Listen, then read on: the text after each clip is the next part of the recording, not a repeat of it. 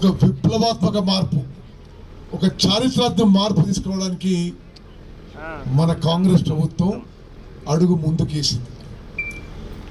రాష్ట్రంలో ఎంతమందికి ration card లేకుంటే కొత్త రేషన్ కార్డులు ఇవ్వబోతున్నాము. నేను మళ్ళీ చెప్తున్నా అమ్మా, కొంతమంది సపోర్ట్ కొడతలేరు. అర్హత ఉండి ఎంతమందికి కొత్త రేషన్ కార్డులు కావాలంటే అంతమందికి కొత్త రేషన్ కార్డులు ఇవ్వబోతున్నాము. అదేవిధంగా పాత రేషన్ కార్డులలో మీ కుటుంబ సభ్యులు అదనంగా మీరు పేరు పెట్టదలుచుకున్నా మరి ఆ వసతి కూడా కల్పించబోతున్నాము. పిల్లలు పెళ్ళై వేరే ఇంటికి పోతే ఆ మార్పు కూడా రేషన్ కార్డులో చేయబోతున్నాము. భార్యాభర్తలు విడిగా ఉండి మాకు వేరే రేషన్ కార్డు కావాలంటే అది కూడా చేయబోతున్నాము. ఇప్పుడు గతంలో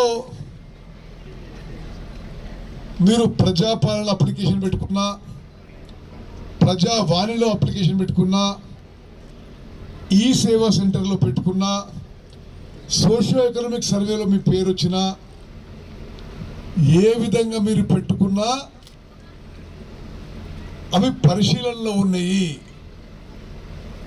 ఆ అర్హత క్రమంలో ఎలిజిబిలిటీ క్రైటీరియా మన జిల్లా అధికారులు పరిశీలన చేస్తారు.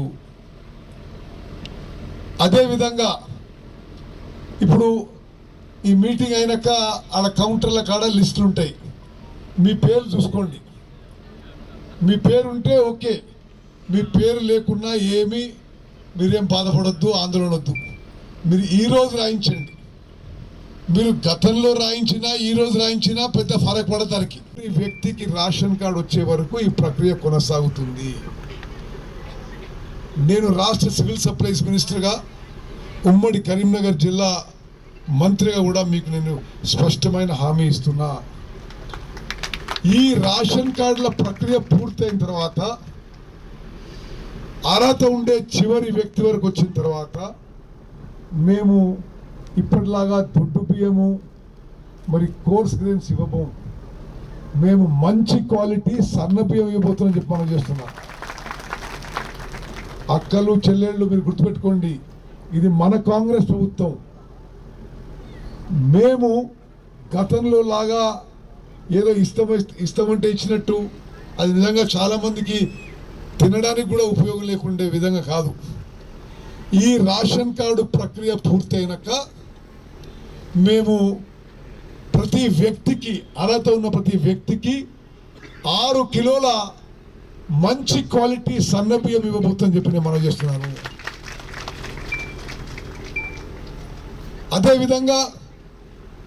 అదేవిధంగా ఇళ్ల విషయంలో కూడా గత 10 ఏళ్ల పాటు మీరు మోసపోయినమ్మా. ప్రభుత్వం నిర్ణయించిన ఎలిజిబిలిటీ క్రైటీరియా ప్రకారం మీకు అర్హత ఉంటే తప్పనిసరిగా మరి మీకు కొత్త రేషన్ కార్డు కానీ పాత రేషన్ కార్డులో మిగిలిపోయిన కుటుంబ సభ్యులు కానీ యాడ్ చేయడం జరుగుతుంది. అక్కలు చెల్లెలు మీరు అర్థం చేసుకోవాలమ్మా. ఇప్పటి వరకు మనకి రేషన్ వ్యవస్థ ఏ విధంగా నడుస్తుంది? నేటి మన కాంగ్రెస్ ప్రభుత్వం, గౌరవ ముఖ్యమంత్రి రేవంత్ రెడ్డి గారు, గౌరవ ఉప ముఖ్యమంత్రి భట్టి విక్రమార్క గారు,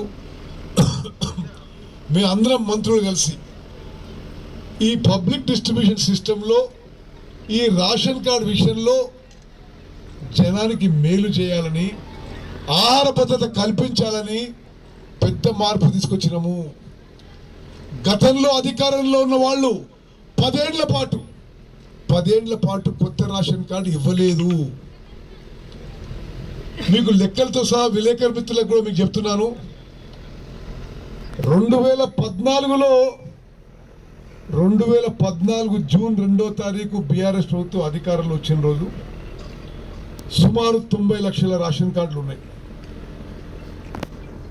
ఈరోజు రాష్ట్రంలో అదనంగా రేషన్ కార్డులు ఎన్ని ఉన్నాయంటే మొత్తం రాష్ట్రంలో సుమారు 40,000 కార్డులు అదనంగా 40,000 మందికి లబ్ధి పొందే విధంగా ఉన్నాయి. 10 ఏళ్ల పాలనలో వాళ్ళు ఈ రేషన్ వ్యవస్థలో వాళ్ళు చేసిన బెనిఫిట్స్ డిలీషన్స్ ఎడిషన్స్ అన్నీ లెక్క పెడితే ఓన్లీ 40,000 మందికి. ప్రపంచంలో ఏ మూల ఏ క్షణం ఏం జరుగుతుందో వేగంగా తెలుసుకోవడానికి తొలి వెలుగు వాట్సాప్ ఛానల్ని ఫాలో చేయండి.